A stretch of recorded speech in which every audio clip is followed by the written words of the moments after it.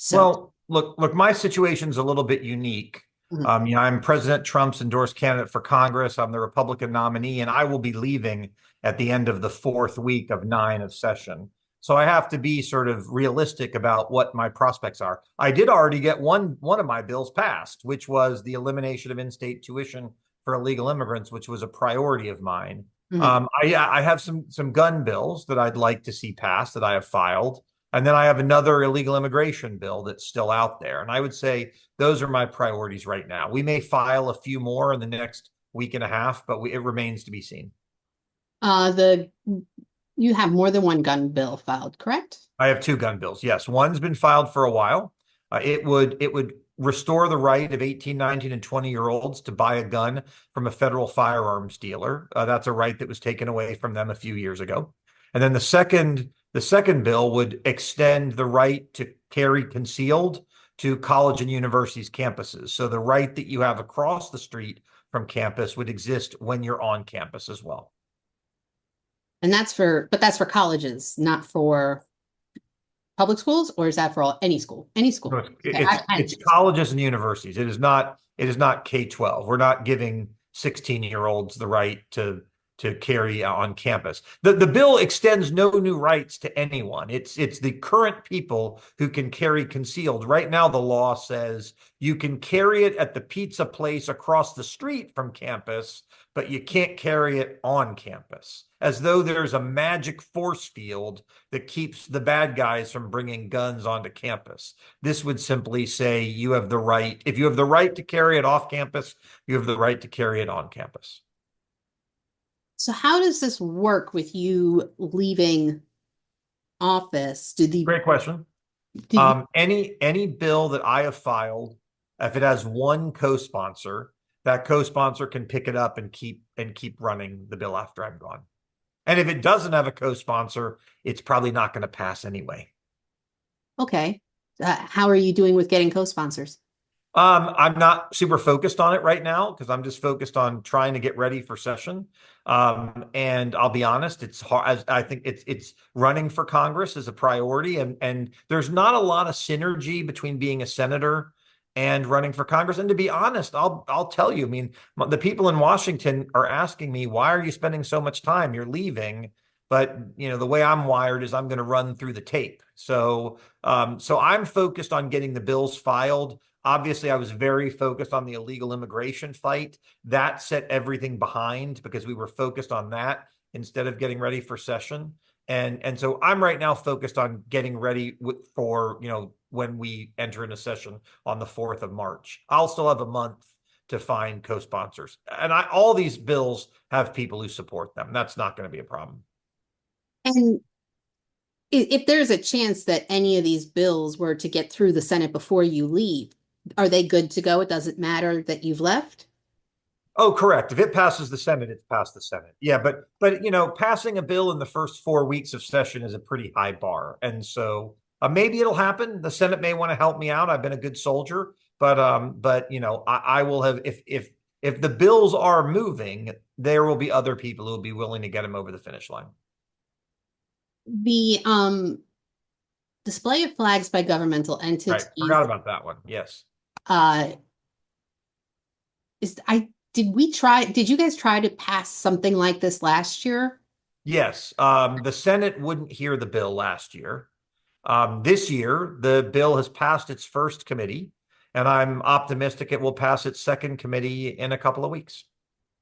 Okay. And that's one where I actually do know who will be picking up the bill after I am gone. So I don't know that they've put their name on it, so I'm not going to tell you, but if they haven't, but that's one where I do know who will pick it up after I'm gone. Okay. The sale and transfer of firearms to persons under 21 years of age, that came about because of the Parkland shooting. Do you feel that anything has changed since that would make it so that we can give that, or maybe not give, I but understand your lower question. the age rate? Sure. Look, I voted for the Parkland bill and I'd vote for it again. But just because you like a bill doesn't mean you like everything that's in it. And at the time I voted for it, I thought this restriction on 18, 19, and 20-year-olds being able to purchase a gun from a federal firearms dealer was stupid. And it's something I've tried to fix ever since. So this is not a new perspective. It wouldn't have stopped what happened at Parkland. And it's just something I think we should do. Okay. The looking really quick at your you had some appropriation requests.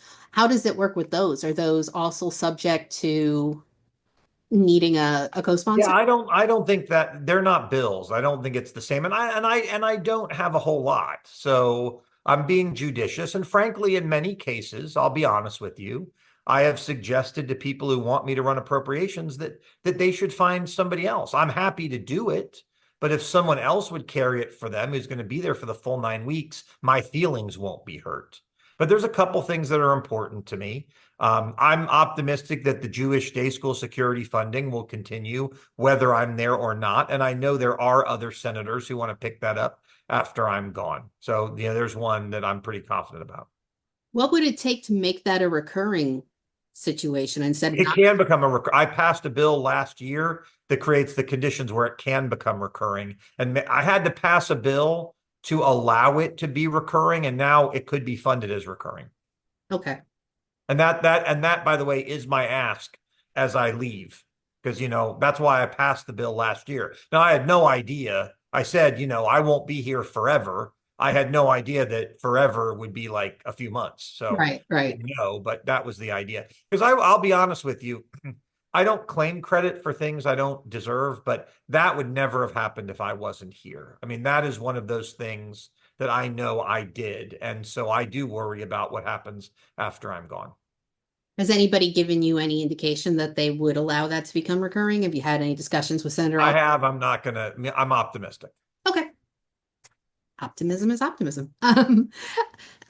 Any other issues that you think or hope lawmakers pick up and try to deal with in the legislative session outside of the stuff that you've sponsored?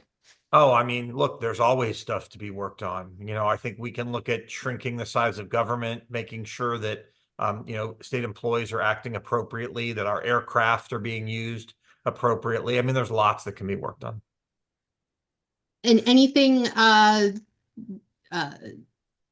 you're thinking about or planning to do if you make it to Congress?